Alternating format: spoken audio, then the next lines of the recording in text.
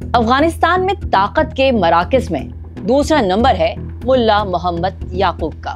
ये मुल्ला उमर के बड़े बेटे और इस वक्त अफगानिस्तान के वजीर दिफा हैं। मुल्ला उमर का बेटा होने की वजह से ही तालिबान और अफगान समाज में इनका एहतराम और असर रसूख बहुत ज्यादा है और इसी निस्बत की वजह से 2016 में मुल्ला याकूब को तालिबान के मिलिट्री कमीशन का सरबराह भी बनाया गया। हालांकि अमेरिका के खिलाफ तालिबान की मुसल्लह मज़ाहमत का जो ज्यादा फाल अरसा था, यानी 2001 से 2009 तक, तो इसमें मुल्ला याकूब ने कम उम्री की वजह से कोई किरदार अदा नहीं किया था।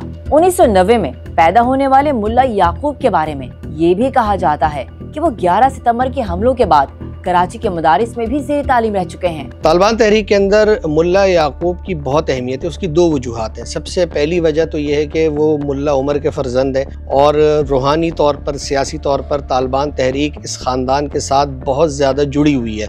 तो वो इनको बहुत ज़्यादा इज़्ज़त सिर्फ इसी वजह से देते हैं कि इनका ताल्लुक़ मुल्ला उमर के ख़ानदान से है, उनके बेटे हैं और इस तहरीक में इनका नुमाया नाम है। और इस हवाले से ये बात भी पेश नज़र रहे कि अब अगर तालिबान तहरीक की अगली क़यादत मुंतकिल होती है तो उसके लिए मुल्ला याकूब सबसे ताकतवर उम्मीदवार है। सवाल ये पैदा होता है कि फिर इनको शेख हैबतुल्लाह की जगह क्यों अमीरुल मोमिनीन नहीं बनाया गया। तो उसकी एक वजह ये थी कि उस वक्त ये खासे कम उम्र थे और बिल्कुल यंग थे, नौजवान थे। तो उस वक्त ये फ़ैसला हुआ कि एक ऐसी शख्सियत को तहरीक का सरबराह बनाया जाए जो कि एक मुकम्मल आलिम दीन भी हो, जिनका पढ़ने पढ़ाने से भी ताल्लुक़ हो और उनके इल्मी रसूख भी हो और उनके फ़ैसलों को तालिबान की क़यादत आसानी से तस्लीम भी करती हो।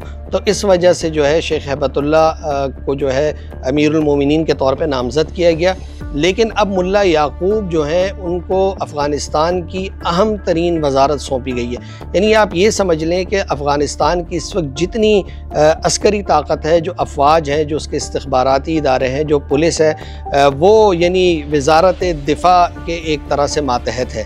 और वो इन सारे मामलात को न सिर्फ ये देखते हैं बल्कि हम ये भी देखते हैं कि जब मुज़ाकरात का अमल होता है, जैसे अभी हालिया पाक अफ़गान झड़पों के बाद दोहा में मुज़ाकरात हुए, तो उसमें भी अफ़गानिस्तान की नुमाइंदगी मुल्ला याकूब ने की। हालांकि अगर हम देखें कि मुल्ला हसन भी मौजूद हैं और मुल्ला बरादर भी मौजूद हैं, सिराजुद्दीन हक्कानी भी मौजूद हैं और भी कई एक लोग मौजूद हैं, लेकिन अब ये पता चलता है कि सियासी तौर पर भी मुल्ला याकूब ने अपना सरूर रसूख बढ़ाया है और अस्करी तौर पर तो चूँकि वो वज़ारत दिफ़ा उनके पास है तो वो वहाँ से भी मजबूत है। तो वो दोनों चीज़ों को पैरेलल लेकर चल रहे हैं और इस तरह से उन्होंने अपनी ताकत में मज़ीद इजाफा किया है। अक्टूबर 2025 में सरहदी झड़पों के बाद पाकिस्तान के साथ दोहा में होने वाले जंगबंदी मुआहदे पर भी मुल्ला याकूब के दस्तखत हैं और बतौर वजीर दिफा अफगानिस्तान की तमाम तर मिलिट्री ताकत की कमांड भी मुल्ला याकूब के पास ही है।